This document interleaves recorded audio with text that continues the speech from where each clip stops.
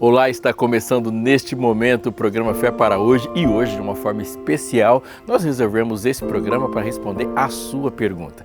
Você que mandou aquela pergunta, aquela dúvida pelas nossas redes sociais, pelo Instagram ou aqui nos comentários do YouTube, de alguma forma interagiu com a gente, hoje é o momento de responder a sua pergunta e você que está assistindo que não mandou pode saber, aquela dúvida vai passar por aquilo que você já pensou e gostaria que fosse explicado aqui no programa. Então vamos rapidinho porque depois da vinheta a gente já começa.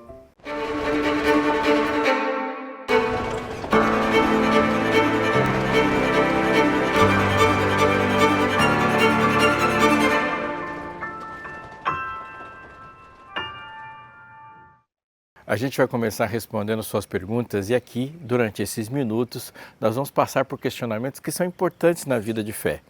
Mas você quer respostas mais longas, mais aprofundadas ou de outras perguntas que não poderão ser respondidas neste momento? Eu tenho uma dica para você.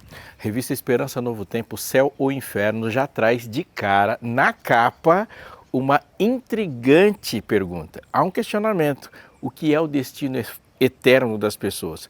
Qual é a nomenclatura? Esse destino eterno é eterno em vida? É uma morte eterna? É um castigo eterno? E como é que a salvação se dá? E quais são os desdobramentos dessa salvação? Existe predestinação? Perguntas importantes, né? Essa revista aqui foi escrita por alguém que você conhece aqui na Novo Tempo, pelo seu conhecimento teológico e a capacidade de entregar para você de forma didática e boa, sim, sem perder a profundidade, uma resposta como essa. Você conhece o pastor Vinícius Mendes do programa Lições da Bíblia. Então, aqui nesse material de texto que chegará até sua casa, você vai poder dialogar profundamente com a Bíblia, tendo um guia para você. Você pode receber essa revista na sua casa simplesmente se você pedir para a gente. Entre em contato conosco pelo WhatsApp da Escola Bíblica, que é 12 98244 4449. 12, nosso código de área, 98244 4449. Você nos conhece pelo nosso material que enviamos sempre gratuitamente, mas é bom repetir, este material é sem custo.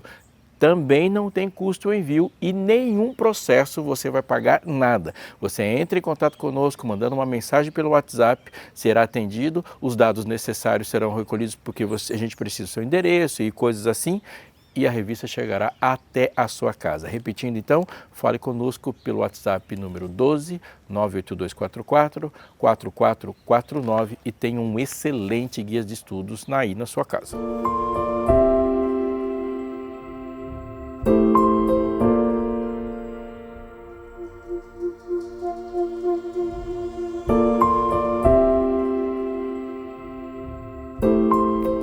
Começando então, eu vou ler agora a primeira pergunta, que é da Rosa Maria.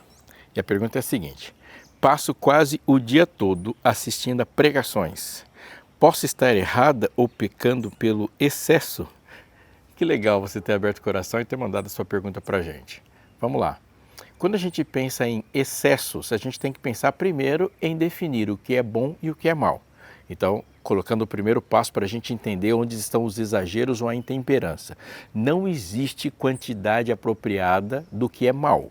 Então, muitas vezes as pessoas acham que equilíbrio é um ponto entre o bem e o mal. Não é. Não existe nada de mal que, sendo acrescentado na vida, gera temperança. Equilíbrio é a dose certa daquilo que é bom. Segundo ponto, tem coisas boas que podem se tornar ruins por excesso. Por exemplo, uma alimentação pode ser boa, mas se você comer demais até uma coisa boa, aquilo já se torna intemperante. O uso do tempo em essência é bom, mas a distribuição ela é muito importante. Agora, quando nós falamos da alimentação para a nossa vida com Deus, a alimentação da mente, a mente que vive com Deus se alimenta profundamente dessas coisas. Nós temos uma natureza caída, inclinada pelo pecado e que não morre na conversão. Ela é amortizada, ela é sujeita à verdade de Deus pelo Espírito Santo e manifestada no Evangelho. Portanto, a parte que você mais vai alimentar é a que vai determinar a sua vida. Ouvir pregações é excelente, passar muito tempo ouvindo pregações é excelente, mas aqui vai um alerta para você. O excesso ou o equívoco estaria em apenas ouvir e fazer de si mesmo um poço de informações que não transborde. Então, tudo que você ouve deve fazer efeito na sua vida, mas também deve fazer efeito na vida dos outros. Primeiro, conforme o que você vai adquirindo de informações, vai mudando o seu comportamento, vai te colocando em desafios de desenvolvimento com a palavra de Deus, as pessoas ao seu redor precisam sentir essa diferença. Se você foi chamada a transmitir essa mensagem depois de tanto ouvir, transmita a mensagem, compartilhe a mensagem. Mas aqui também vai algo importante para se pensar. Todas as vezes que você ouvir pregações, acompanhe-as pela Bíblia. Abra sua Bíblia para que você não seja, como diz o texto, meninos levados pelo vento de um lugar para outro. Há que se ter um norteador mental do que é verdade para se avaliar tudo. Eu quero dizer uma frase que para muitos parece radical, mas ela é sim uma frase importante para a vida. A única fonte de informações inquestionável, o único livro inquestionável é a Bíblia. Ali é uma verdade absoluta. Todas as outras informações são questionadas a partir da luz da Bíblia. Ouça sermões, se alimente de sermões, verifique tudo pela palavra de Deus e transmita o máximo de informações salvíficas que você puder. Vamos para mais uma pergunta aqui, ó. E essa pergunta agora vem da Tatiana Ferreira. A pergunta é: devemos doar dinheiro proveniente de trabalhos aos sábados? Já ouvi o contrário, mas esse assunto ainda me parece vago. Importante pergunta, Tatiana, já me fizeram ela várias vezes. Então vamos começar do começo para ter uma boa resposta? Primeiro, a guarda do sábado é um mandamento. Ela não é facultativa. O texto lá no 4º mandamento, em Êxodo capítulo 20, verso 8, diz: lembra-te do dia do sábado para o santificar. Ou seja, o sábado não é um dia como outros. O sábado, o 7º dia da semana, é um dia separado e distinto para um propósito santo. Veja que Deus diz assim: lembra-te do dia do sábado para o santificar. O que isso quer dizer? É que a santificação Deus separou, mas esse processo de viver de forma santificada depende da vontade humana também. Então, para o santificar. E qual é o sentido primeiro do sábado? No mandamento diz: porque em 6 dias fez o Senhor os céus, a terra, o mar e tudo que neles há, e no 7º descansou. Por isso abençoou e separou. Deus trabalha 6 dias no ato criador e no 7º ele separa para que o descanso dele, que significa a celebração e a glória da criação, seja vivido em relacionamento com os seus servos. Essa última frase é muito importante também. Nós não deixamos de ser servos no sábado, nós não deixamos de adorar no sábado. E a raiz do sentido da palavra adorar é servir. Mas quando a gente pensa também no sábado, devemos lembrar que o sábado é um mandamento que versa sobre tempo. Este tempo dedicado a atividades que não são em serviço direto ao Senhor, como sustento, como trabalho, como todas as outras coisas, ou tudo que a Bíblia diz como farás toda a tua obra, tudo isso no sábado ele tem que mudar de configuração, porque é um senhorio direto de Deus. Então nós trabalhamos no sábado somente naquilo que é um serviço direto a Deus, não é nossa obra. Então o sábado é o dia de fazer atividade nenhuma. Não, o sábado é um dia de fazer atividades de adoração. Por exemplo, quais foram as atividades de adoração que Jesus fazia? Ele curava, ele sarava as pessoas, ele agia, ele pregava. O sábado de Jesus não é um sábado inativo. O sábado de Jesus é de atividades de adoração.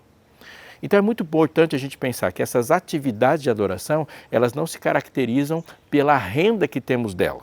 Ela se caracteriza pelo tempo dedicado nesse serviço.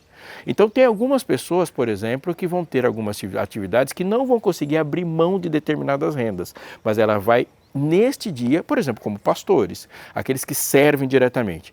Ele não vai abrir mão da renda, mas ele é de uma dedicação exclusiva. No seu caso, o que você tem que pensar? A sua atividade no 7º dia é uma atividade que coloca você em serviço a Deus, ao erguimento do próximo, e essa atividade de tempo, ela coloca você numa exclusividade que diferencia dos outros dias, você está no caminho certo. Mas se você continua no mesmo ambiente, nas mesmas tensões, servindo a mesma instituição, colocando lucratividade para determinadas instituições seculares, o abrir mão da renda não muda em absolutamente nada. Então, o que caracteriza o tempo dedicado em serviço e adoração, seja ela para alimentação pessoal e para o serviço de outros, para a comunidade, numa dedicação direta ao seu Senhor e Criador do sábado. Pense nisso e a sua resposta vai aparecer na mente.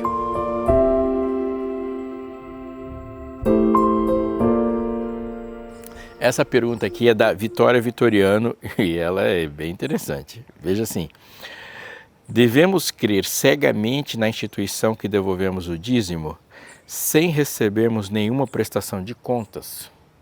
Prefiro doar esse dinheiro a quem realmente precisa.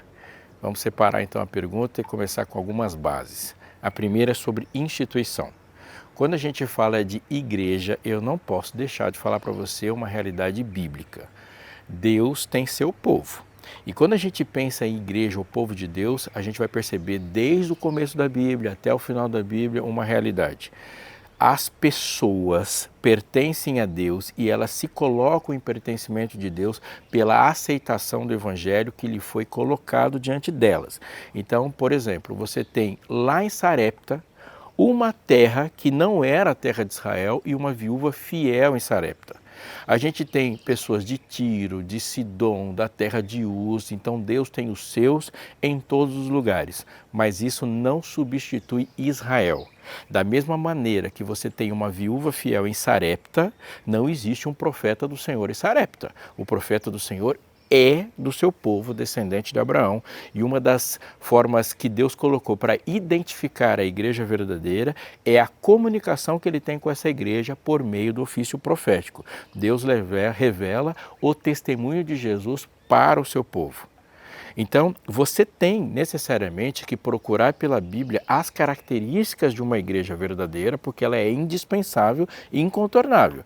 E nessas características identificar e procurar a fidelidade aos mandamentos de Deus, a comunicação de Deus para com ela por meio dos profetas, o compromisso com uma mensagem global e não local, o compromisso com assistência social e a realidade de fidelidade e perseverança de uma verdade para o tempo presente nesta igreja. E mais características que você pode encontrar na Bíblia e você tem muito material no Novo Tempo fornecendo informações para isso.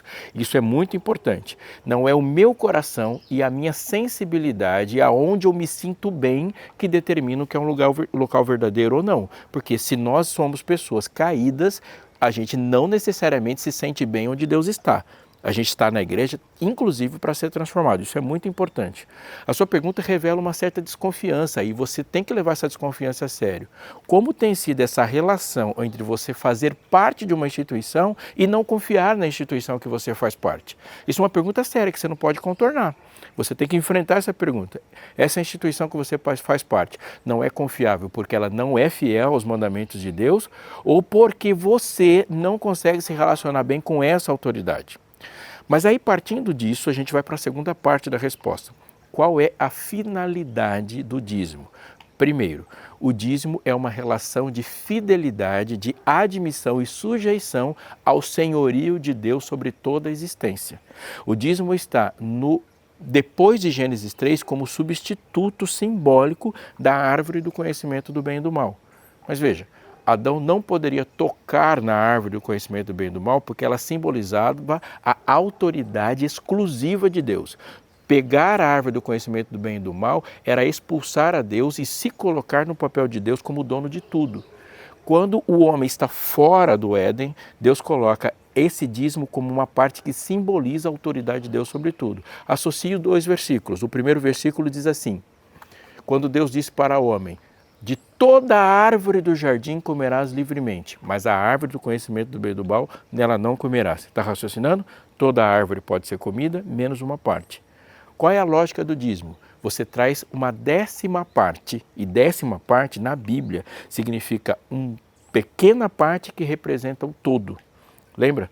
Todos os reinos que se compõem depois de Roma são simbolizados por 10 dedos da estátua e assim por diante. Os 10 chifres na besta, por exemplo, que representam todos os reinos num império global. Essa 10ª parte, o mínimo que representa o todo, tem a mesma simbologia. Então, o dízimo é aceitação. Qual é a funcionalidade do dízimo dentro de uma instituição? Deus disse que todos os dízimos deveriam ser trazidos à casa do tesouro para manutenção do sacerdócio. Portanto, a expressão da redenção, a intercessão, ou colocando nos termos do Novo Testamento, a obra missionária, avanço do Evangelho, é sustentada pelo dízimo. Então, quando a gente pensa em projetos assistenciais, a gente pensa em construção de igrejas, o auxílio ao pobre, à viúva, isso tudo é feito por meio de ofertas. Dízimo é para exclusividade da manutenção do ministério de tempo integral e de avanço do ministério e missão da igreja. A sua igreja está fazendo isso? Isso você deve cobrar, a função do dízimo. Agora nós vamos para a terceira parte da sua pergunta, que é muito, muito importante.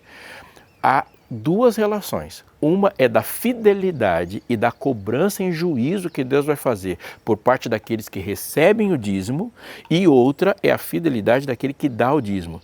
Você tem que entregar o dízimo confiando na justiça de Deus. E isso revela muitas vezes algo importante que a gente também não pode negar. Eu não posso achar um subterfúgio para ser infiel. Quando eu penso em determinados, os homens são falhos, e penso em determinadas coisas que justificam uma mudança de rota no mandamento de Deus, isso não está como justificativa para a minha infidelidade. Você deve doar o dízimo pelo propósito do dízimo, como ordem que Deus deu para você, pela sua fidelidade. E Deus vai cobrar de você e cobrar dele. Muitas vezes essa perspectiva é uma perspectiva de ateísmo funcional. Porque eu falo assim, eu agora vou fazer a minha cobrança, vou fazer uma gestão, vou criar uma auditoria na igreja, como se Deus não existisse e ele mesmo não estivesse fazendo isso. Isso não é uma fé cega, isso é uma confiança num Deus que é justo. Ele age sim e interfere. Uma igreja pode escolher prestar contas daquilo que ela está fazendo? Ela sim, ela pode escolher e é saudável que ela faça. A gente vai doar a partir da prestação de contas? Não, uma comunidade se organiza junto para que haja clareza na maneira como ela lida com as suas próprias finanças. Respondendo a última parte da sua pergunta. Você disse e perguntou se você pode pegar isso aqui para aquilo que você acha melhor. Então, eu vou responder a última parte com a primeira. Deus definiu a função do dízimo. E a função do dízimo não é obra assistencial. Então, você não pode escolher o que fazer. Você tem que doar, entregar o dízimo. Aliás, vou repetir, vou mudar a palavra. Dízimo não é doação. Oferta é doação. Dízimo é devolução. E você coloca, e Deus definiu o que fazer com ele. Quando nós assumimos uma postura que eu falo assim, eu determino para que serve determinado dinheiro que eu dou, esse dinheiro não está sendo doado, porque o doador está acompanhando a doação. Você doa, se desprende disso e Deus faz o resto. Então, quando você coloca lá o seu dízimo, corre o risco de a gente escolher o que vamos fazer com cada doação e a igreja se fragmenta. Por quê? Porque não pode uma igreja de 500, 600, 20, 1 milhão de pessoas com cada um escolhendo o que fazer sem que haja uma unidade em torno da palavra. Essa igreja não se sustenta. A unidade da igreja, ela se baseia numa unidade onde todos se juntam ao redor da palavra, todos se juntam na missão e todos se juntam na doação.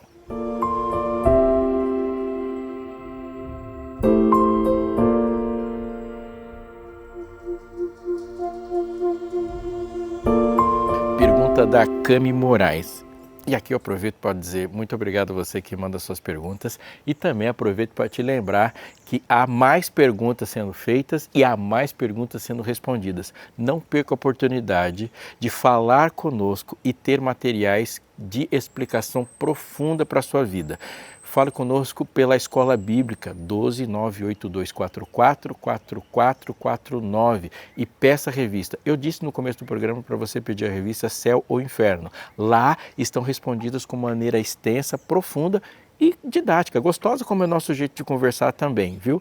Peça a revista 12982444449.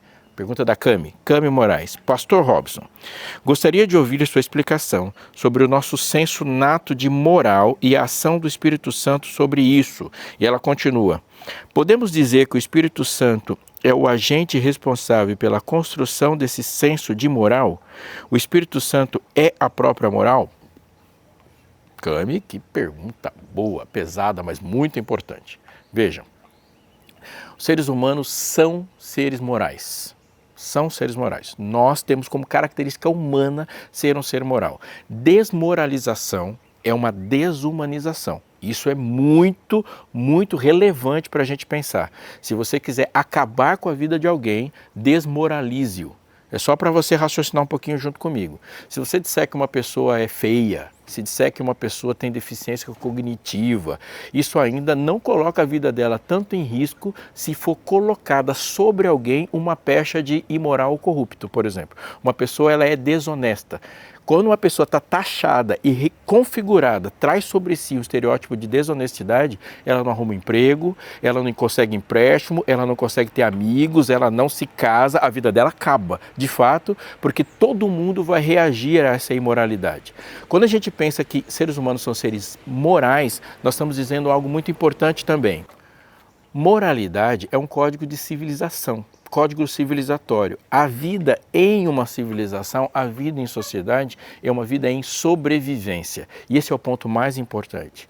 Seres humanos são seres que desejam e se impulsionam a sobreviver.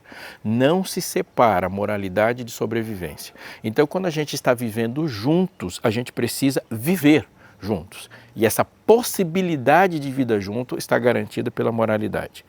Agora, há algo aqui que a gente precisa desenvolver. Ser moral não significa deixar de ser egoísta.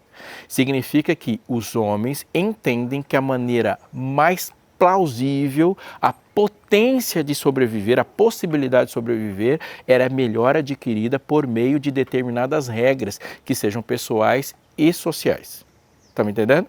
Então, o que é certo, o que é justo, dentro de uma perspectiva sem o Espírito Santo, nada mais é do que como eu posso sobreviver por mais tempo.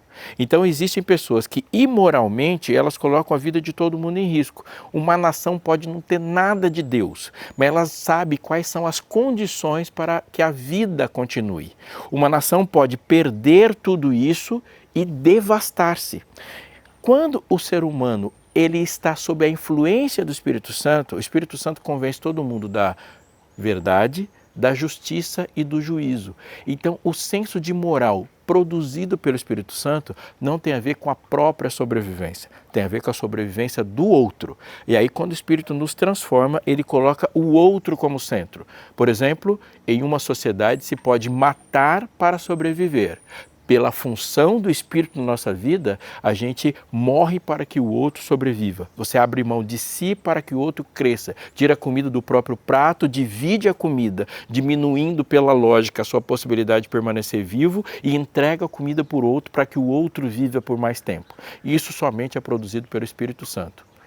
Seres humanos são seres morais? Sim. Seres humanos são naturalmente bons?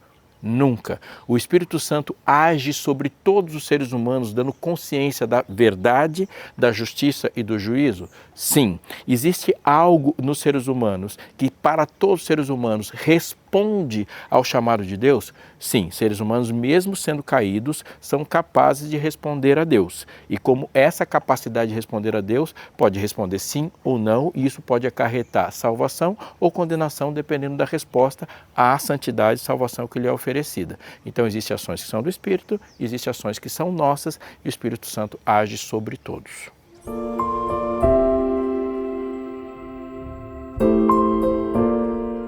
Pergunta do Ailton Moreira. Somos formados por espírito, alma e corpo. Esse espírito que somos formados é o Espírito Santo? Uau, mais uma pergunta que exige que a gente volte um pouco. Então, vamos primeiro definir o que é o ser humano. O ser humano é um ser integral. O livro de Gênesis diz assim, façamos o homem à nossa imagem conforme a nossa semelhança. Primeira definição, o ser humano é feito à imagem do seu Criador. O texto de Gênesis também diz que formou Deus o homem do pó da terra e soprou-lhes nas narinas o fôlego de vida, e o homem passou a ser alma vivente. Vamos prestar atenção nesse texto? O texto diz assim, formou Deus o homem do pó da terra, portanto o ser humano é um ser físico, e soprou-lhe nas narinas o fôlego de vida. O fôlego de vida também tem uma atuação física. Fôlego, ar, respirar, ter uma energia vital, metabolismo, queima de glicose no interior da célula, tudo isso que nos mantém vivos, isso provém de Deus. Soprou-lhes nas narinas o fôlego de vida, e o homem passou a ser. O texto não diz que o homem passou a ter uma alma, significa que o homem passou a ser uma alma. Alma, ela é um sinônimo correlato de vida na Bíblia. Então nós não temos alma, somos alma. O que isso quer dizer? Quando às vezes a Bíblia vai dizer sobre alma relacionada principalmente a sentimentos, que é a expressão mais recorrente, quando fala minha alma está triste, triste até a morte, nele não se compraz a minha alma, isso está se dizendo que a caracterização de um elemento vivo é sentir. Seres vivos sentem, então se entristecem, se alegram, e é por isso também que ele diz que na morte perecem todos os desígnios, não tem mais amor, não tem mais inveja, não tem esperança, não tem nada. Então o que o texto está dizendo é tudo que se experimenta na existência se experimenta em um corpo. A experiência do amor, a experiência da fé, a experiência da vida, a experiência da salvação, todas elas se experimentam num corpo.